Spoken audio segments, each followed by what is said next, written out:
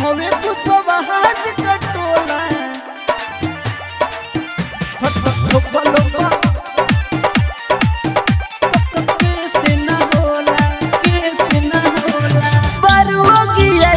जयबू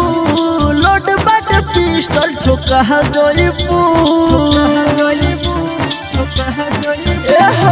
बरुआ की आई तो बुता जयबू लोड बाट पिस्टल ठोका जयबू जनी इनकार कर कहना हमारी कर बुझो न हमारा के लोला। अरे बिहार में पहली बार का हो ठोकलो पके से ना होला के ना होला के ना होला हवे कोई रान के टोला ठोकलो पके से ना होला हवे कुशवाहा के टोला ठोकलो पके से ना होला हवे कुशवाहा के टोला। संस्कृति रिकॉर्डिंग स्टूडियो जनता बाजार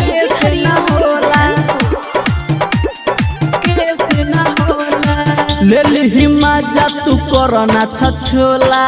हवे कोरी कुशवाहा के टोला हर सुला हो ले ली मजा तू करना छछोला हवे कोरी कुशवाहा के टोला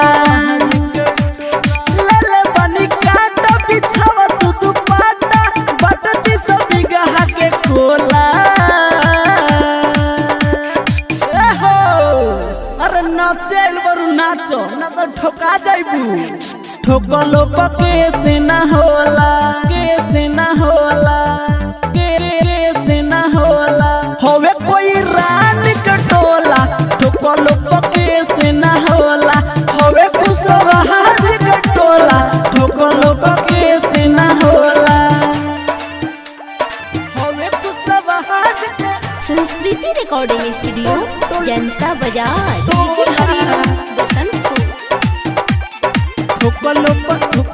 अरे रे देखे में सीधा साधा होई बाकी टेढ़ा पपुआ राजू से बनाव जन बखेरा अरे रे देखे में सीधा साधा होई बाकी टेढ़ा पप्पू दीपक से बनाव जन बखेरा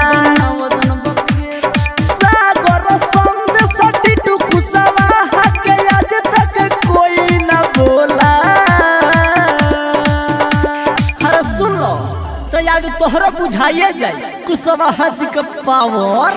ठोकलो पके से ना होला के ना होला के से ना होला हवे कोई रान के टोला ठोकलो पके से ना होला हवे कुशवाहा के टोला ठोकलो पके से ना होला बरुआ की आई तो बुता जयबू लोड बाट पिस्टल ठोका जयबू बरुआ की आई तो बुता जयबू लोड बाट पिस्टल ठोका जयबू जनी इनकार कर कहना हमारी कर बुझो न हमारा के लोला। अरे बिहार में पहली बार का हो ठोकलो पके से ना होला